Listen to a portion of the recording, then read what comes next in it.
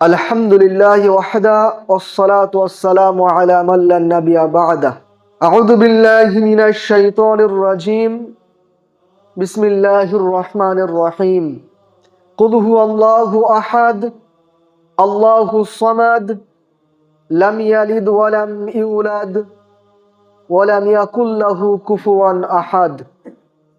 আজকে আপনাদের সম্মুখে সংক্ষিপ্ত যে বিষয়টি উপস্থাপন করতে চলেছি সেটি পাহাড়ে আটকে পড়া তিন যুবক। আমরা অনেকে এই ঘটনাটা জানি, কিন্তু এই ঘটনার মধ্যে অনেক শিক্ষা আছে।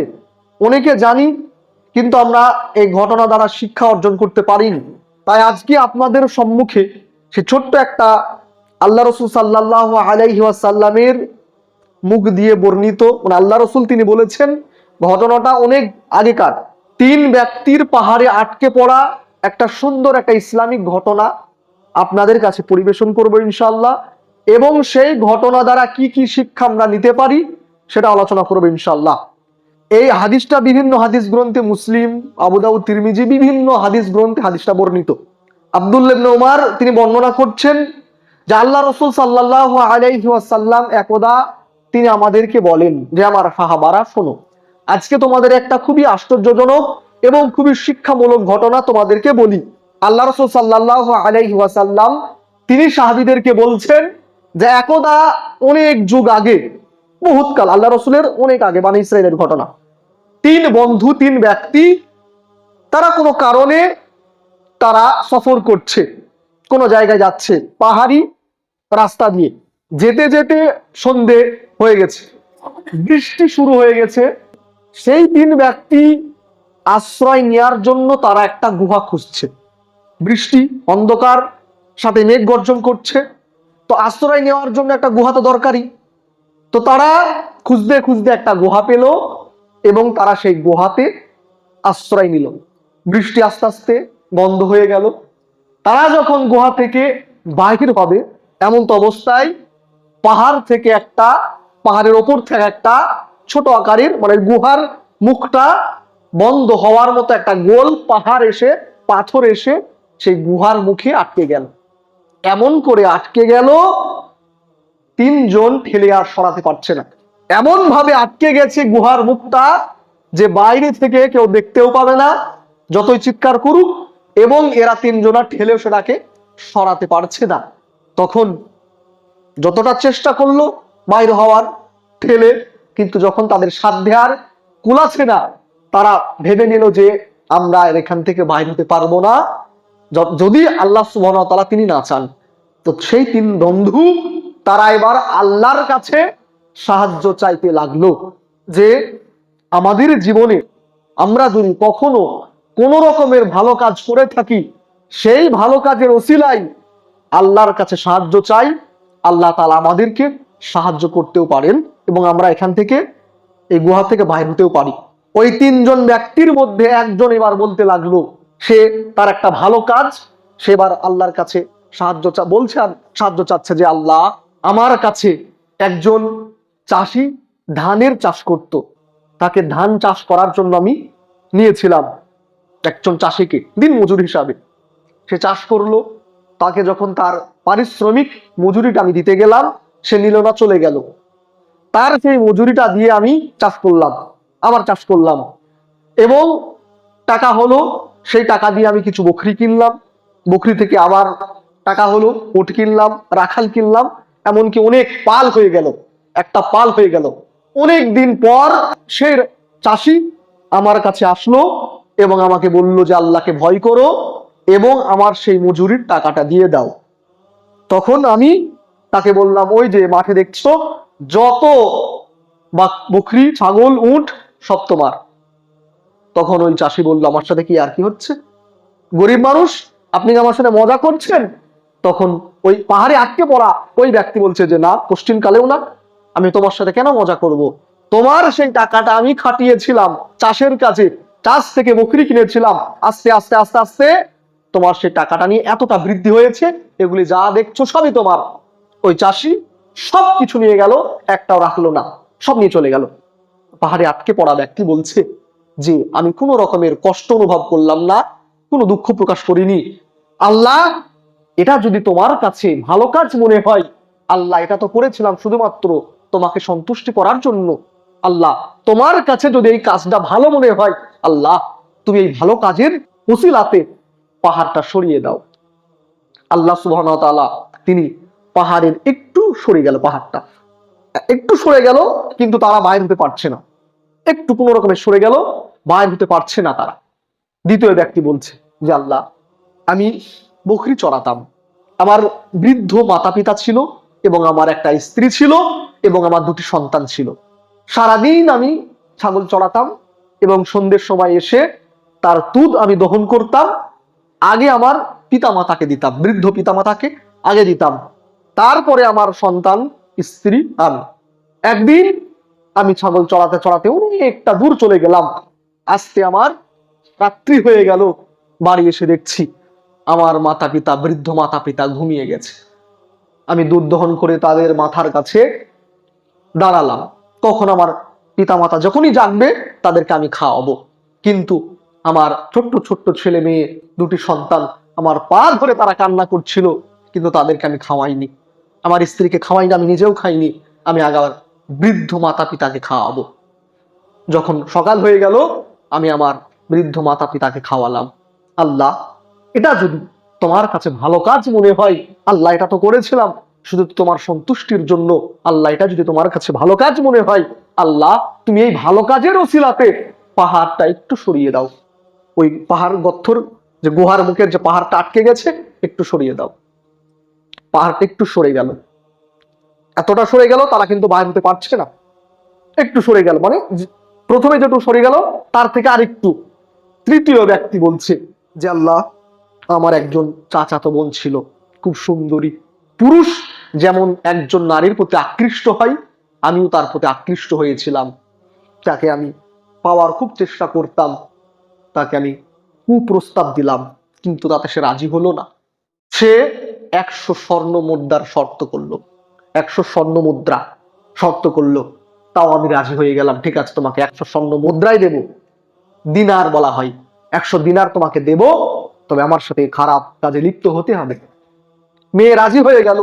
যখন তার সাথে আমি খারাপ কাজ করব, এমন তো অবস্থায় ওই নারী বলে আজকে আমি গরিব মানুষ, অসহায় দেখে তুমি টাকার লোভ দেখিয়ে আমার নারীত্ব সতীত্ব তুমি নষ্ট করতে চাচ্ছ, আল্লাহকে ভয় করো। আমি তখন সেই টাকা তাকে দিয়ে দিলাম এবং আমি সেই খারাপ কাজ থেকে নিজেকে সরিয়ে ফেললাম। আল্লাহ যদি সেটা তোমার কাছে ভালো কাজ মনে হয়, আল্লাহ তোমাকে ভয় করে আমি সেই খারাপ কাজটা থেকে আমি নিজেকে সরিয়ে নিয়েছিলাম, তোমার কাছে যদি এই কাজটা ভালো মনে হয়, তুমি পাহাড়টা একটু গর্তের মুখের ওই পাহাড়টা একটু সরিয়ে দাও। আল্লাহ সুবহানাহু ওয়া তাআলা তিনি আরেকটু সরিয়ে দিলেন। এবার পাহাড়টা এতটা সরে গেল যে তারা এবার বাইর হতে পারল। এই হচ্ছে ঘটনা। এই ঘটনা দ্বারা আপনি আমি কি শিক্ষা পাই? আসুন, মারাত্মক মারাত্মক শিক্ষা আলোচনা। এই শিক্ষা নিয়ে আলোচনা করতে গেলে সারাদিন আলোচনা করা যাবে। তবে বেসিক কিছু কিছু শিক্ষা যেগুলি আমরা নিতে পারি, সেই শিক্ষা নিয়ে আমরা আলোচনা করি। প্রথম নম্বরে, মালিক চাষিকে দিয়ে কাজ করালো, মজুরি নিল না, চলে গেল। আল্লাহ রাসূল সাল্লাল্লাহু আলাইহি ওয়াসাল্লাম তিনি বলছেন, আমার উম্মতেরা শুনে রেখো, তোমরা দিন মজুরকে কাজ করাও এবং তার পারিশ্রমিক মিটিয়ে দাও তার ঘাম শুকানোর আগে। আল্লাহ রাসূল তিনি বলছেন, মুসলমান আমার উম্মত শুনে রেখো, মানুষকে তুমি যখন কাজ করাবে, তোমার অধীনে কোনো মানুষ কর্মচারী যে কোনো ব্যক্তি হতে পারে, যে কোনো কাজ হতে পারে, যে কোনো কাজ যখন কাজ করবে, কাজ শেষ হওয়ার সঙ্গে সঙ্গে শরীরের ঘাম শুকানোর আগেই তার পারিশ্রমিক, তার মজুরির টাকা তাকে দিয়ে দাও। মজুরি সঙ্গে সঙ্গে মিটিয়ে দিতে হবে। ওই ব্যক্তি শুধু মজুরি না, তার টাকাটাকে খাটিয়ে সেটা ছাগল থেকে, উট থেকে, রাখাল থেকে শুরু করে মাঠ ভর্তি রাখাল, গরু, ছাগল, উট হয়ে গেল, সব টাকা দিয়ে দিল। সব, একটাও সে রেখে যায়নি, সব নিয়ে চলে গেল। তারপর সে দুঃখ প্রকাশ করেনি। এটাই হচ্ছে মুসলমান, এটাই হচ্ছে ইসলামের নীতি। আপনি যখন আপনার অধীনে 5টা লোক যখন কাজ করবে, 5টা লোক যদি হিন্দু হয় বা অন্য ধর্মের মানুষ যদি হয়, তাদের সাথে যদি আপনি সুন্দর আচরণ করেন, তারা কখনো ইসলামকে গালি দেবে না। তারা বলবে যে না, আমার মালিক তো মুসলমান, তার সাথে আমরা কাজ করি, এত সুন্দর আমাদের সাথে ব্যবহার করে, মাস নাই যেতে মজুরি দিয়ে দেয়, এত সুন্দর আমাদের দুঃখ কষ্টের কথা তারা শুনে, এত সুন্দর ব্যবহার, মুসলমান কোনোদিন খারাপ হতে পারে না। এই আচরণ যদি আপনার আমার থাকতো, আজকের মুসলমান আমরা মার খেতাম না, লাঞ্ছিত পদতলিত হতাম না। মুসলমানের ব্যবহার আমাদের ভালো নেই, তাহলে যে ব্যক্তি আপনার কাজে কাজ করবে, সে যে কোনো কাজ হতে পারে, যে কোনো কাজ, তার মজুরি তাকে আপনাকে দিতেই হবে। 1 টাকা পেলেও সেটা দিতে হবে। যদি না দেন, কাল কিয়ামতের মাঠে ওই ব্যক্তি যতক্ষণ ক্ষমা না করবে, ততক্ষণ আপনি জান্নাতে যেতে পারবেন না। আপনি 80 বার হজ করেছেন, 80 বার, আপনি 100 কোটি টাকা দিয়ে একটা মসজিদ নির্মাণ করে দিয়েছেন, আপনি গোটা কোরআনকে মুখস্থ করেছেন, এত বড় আপনি আল্লাহওয়ালা পরেশগার, কিন্তু আপনি একটা মানুষের দিন মজুরির টাকা, আপনি 1000 টাকা আপনি দিলেন না তাকে, অসহায় গরিব মানুষ। জান্নাতে যখন আপনি প্রবেশ করবেন, পেছন থেকে ওই ব্যক্তি আপনার কাপড়কে টেনে ধরবে। যতক্ষণ ওই ব্যক্তি ক্ষমা না করবে, ততক্ষণ আপনি জান্নাতে যেতে পারবেন না। বুঝতে পেরেছেন? পারিশ্রমিক কত মূল্য, একজন দিনমজুরের মূল্য কতটা। দ্বিতীয় নম্বর, আমার বৃদ্ধ মাতা পিতা, তাদেরকে আমি না খাইয়ে আমার সন্তানকেও খাওয়াতাম না।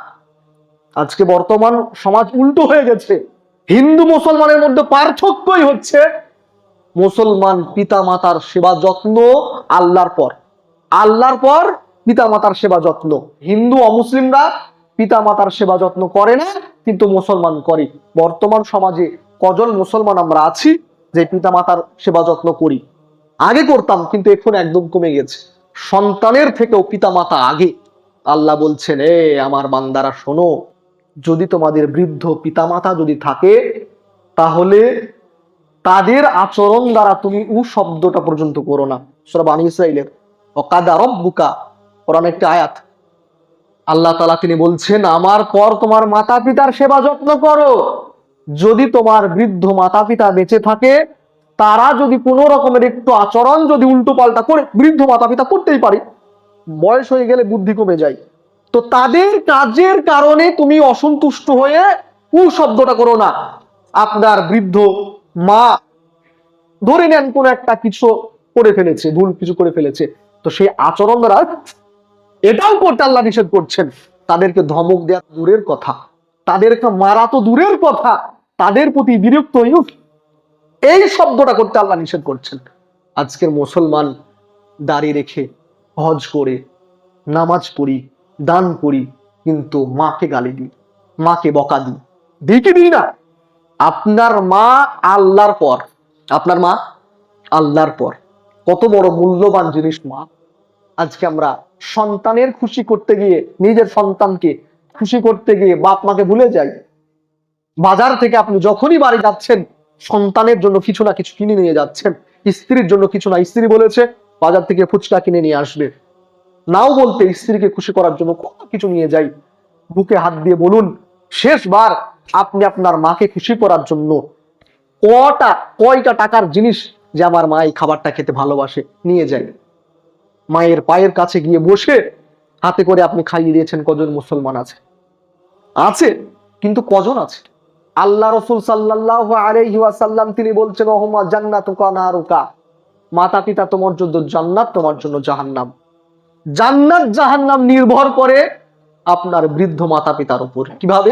আল্লাহ রাসূল আরেক হাদিসে বলছেন, আল্লাহর কাছে দোয়া, 3 ধরনের দোয়া কবুল হয়ে যায়। ডাইরেক্ট, কোনো পর্দা থাকে না, ডাইরেক্ট বলার সঙ্গে সঙ্গে আল্লাহ কবুল করে নেন। তার মধ্যে একটা মাতা পিতা। মাতা পিতা যদি আপনার জন্য দোয়া করে দেয়, আপনি একজন সফল হতে গেলে আপনার বৃদ্ধ মাতা পিতার সেবা করুন। তারা যদি দোয়া করে দেয়, আপনি সফল হবেনই হবেন। আর যদি আপনার বৃদ্ধ মাতা পিতা যদি আপনার প্রতি অসন্তুষ্ট হয়ে চোখের পানি ঝরায়, তারা যদি আপনার জন্য বদদোয়া করে দেয়, আপনি জীবনেও, আপনার টাকা থাকতে পারে কিন্তু মানসিক শান্তি থাকবে না। জীবনে পশ্চিমকালে জান্নাতই তো পাবেনই না, জান্নাত তো হারাম আপনার জন্য, দুনিয়াতে আপনি সফল হতে পারবেন না। তাহলে বৃদ্ধ মাতা পিতার সেবা আপনাকে করতেই হবে। ওই ব্যক্তি পায়ের গোড়াতে ছোট্ট ছোট্ট সন্তান ক্ষুধার্ত কান্না করছে, কিন্তু তারপরে আমার বাবা মাকে আগে খাওয়াবো, তারপরে আমার সন্তান, কতটা ভালোবাসতে পারে।